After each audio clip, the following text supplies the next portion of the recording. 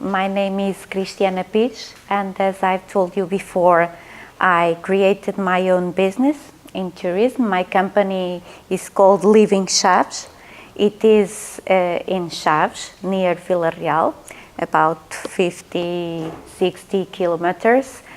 And it was created in 2014.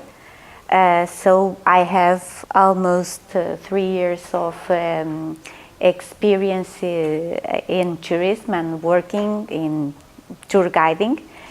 And one of the most important things that I have learned is that as Susana and I forgot the name, Carlos have told before, we have to benefit our region, our local producers, and what we have been doing during this time is promoting mainly what we made and what we have. It is being very difficult until now selling this kind of product because, as I told you, big travel agencies have to change a little bit their mentality because they only say those touristic packs to Brazil and some destinies that we know, and Punta Cana, Mexico, and beach, only beach, and coconuts and music and things. And when I want to present a product like a day in a village in Jerez, where there's nothing but a beautiful landscape, a few people, shepherds and animals. Well, they don't seem very convinced when at the moment of selling this kind of product.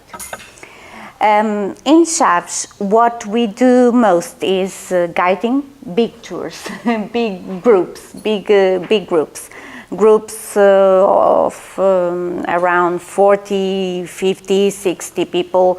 I have a group of 100 people.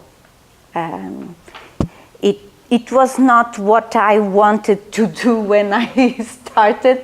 I thought that I would have small groups because what we really like to do is tailor-made or customized private tours, and we do them. But most of my programs, and we have to adapt ourselves to the market, and what they asked me to do is the typical guided tour along the town. When I present them some options like workshop, for example, the workshop of the Pastel de Chaves, which is our regional product, and it is a geographical a product of geographical indication. When I present them this kind of workshops, they see, oh, but they are expensive and we don't have time because we want to go shopping. And we would like to spend 1 or 2 hours we want just to see the castle and the church. Well, they almost tell me what I have to show them. Another thing that we have and we like to do is the wine tasting, and only a few of them choose the option of wine tasting.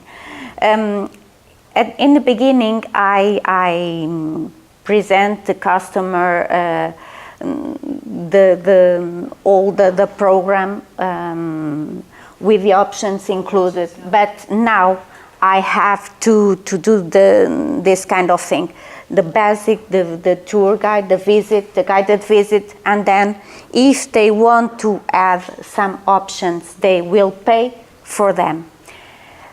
Well, as my first experience was a big group, an Erasmus group of 23 different nationalities. And I wasn't prepared yet with this kind of equipment. I thought that, well, I have to be prepared for the next time, because it was really difficult to guide a big group, talking to them without being tired and completely, well, they wouldn't, if I didn't stop and talk to them along the tour, they wouldn't catch, they wouldn't understand almost anything. So what I searched for was a voice amplifier, and this was a really a big problem, because I couldn't find it in Portugal. I couldn't find it. I looked for it at FNAC, Vort, and everywhere, and they didn't have one. So I bought it in Amazon by the internet. This one is British, and I have another one, I think it's Chinese or Japanese. There are expensive equipments and cheaper ones. This one was not expensive. It cost me around 30 euros. 30. And there are a lot of promotions. And this is very simple to use. You can use it. I prefer adapting it in my bag. So you can use it like this or like this. I prefer like this, but this bag doesn't like it. Oh, it is. Yes. Then the microphone, you adjust it, and then you can speak comfortably without having to shout. You won't get tired at the end. I will turn it off because I have a microphone, but and one of the major advantages is that you can keep on moving in a natural way with your hands free, because you are going like this and you have to show and do your gestures. And I think it's very comfortable for a guided tour. And if you have a group of 20 people, you will certainly would like to use it. When the tours are private, of course, you don't need it.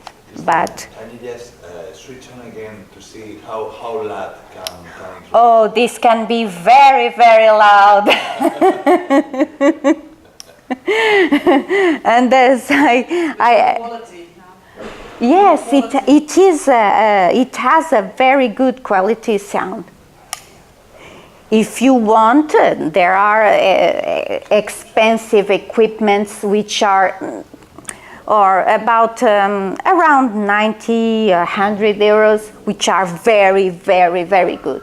Maybe this will last 1 more year. But then I will buy another one and another 30 euros, and they are very, and they are small. They are small. Rather aesthetic? Yes. When it rains, I tried this way. It was an experience, and they still can hear me, because It's your pocket. yes, You made it. yes. No. It came inside the pocket. Okay. So if you can still hear very well. Yes. It has a very good sound. Sometimes because I have another microphone or mobile phones, there is an interference, but you adjust the sound and there's nothing serious. I like it very much. And Maria Vitorino, the guy, the Villarreal guy. Yes, one day she phoned me. She phoned and she was completely stressed because she didn't have one. She couldn't find one. She knew I had one. And then I had to borrow it to her. Now she has her own. She bought it in the Amazon, and she found a promotion. Her voice amplifier cost only, I think, 19 euros. So it was cheaper than mine. So if you want to guide big groups, that's the equipment, the right equipment to choose. Thank you very much. Okay. Yeah, and I thought it was very funny, but she did a whole tour like this, speaking like this, and it was also functional because at least you hear her. But if you then can choose, and that's why I asked her, can I borrow this? Because of course this is not very aesthetical to walk the whole day with, and as she says, then you don't have your hands free anymore, but it works. I must admit, she gave it to me, but I didn't check it. So how do you put it on? Let me see. Yeah. Probably this is this way. Now I see it. With this. No, this is billiards. So you also need. Yours is with billiards, but batteries. Batteries. Okay. We can charge it like a mobile phone. Oh, that's good. Yes, charge batteries. Okay. And then this one. Yes. Does it work? No.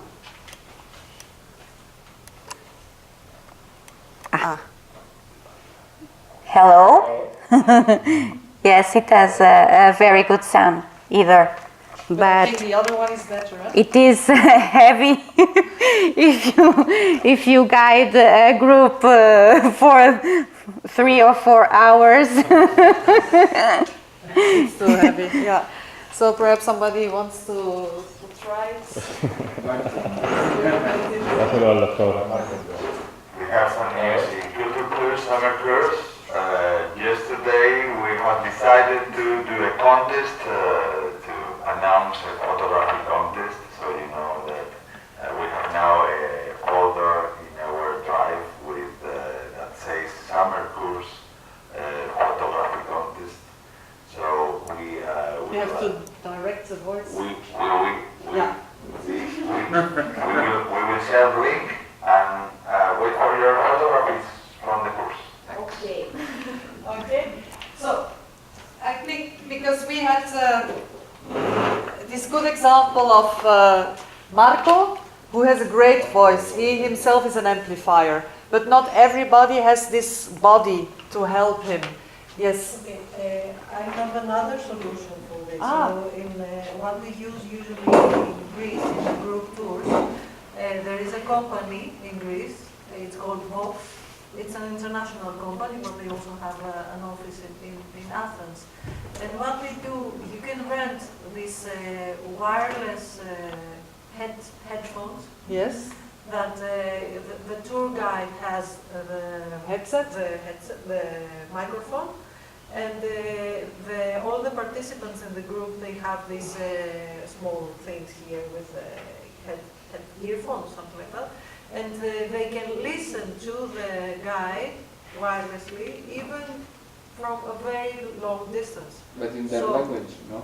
Yes, in their language. It's a transmission. Yes. It's a transmission of the voice of the tour guide. What's the But cost? This happens. The cost is not so big, and what we do is we include the cost in the price of the Tour. tour, so that people they know that they have an extra service from our tour.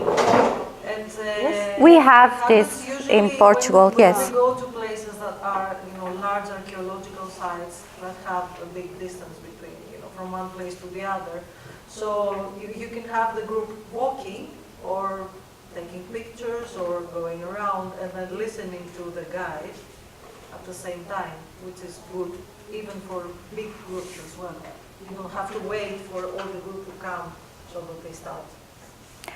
We have those equipment here in Portugal at Lisbon and Oporto. What happens? Also in Coimbra. What happens is that this kind of clients in Chaves, we're not talking about Porto and Lisbon, can't afford to pay for it. Because they can't. We have some clients, the private tours are the ones who can pay for the tour. The groups usually come from Spain, Galicia, or Oporto, and sometimes Lisbon, senior groups from senior universities. They don't have money, they don't have money to pay. So they pay the guided visit and nothing else. They can't afford this. Of course, it is very good that kind of equipment. So then you have to go to this company, pick it up, and then you do the tour.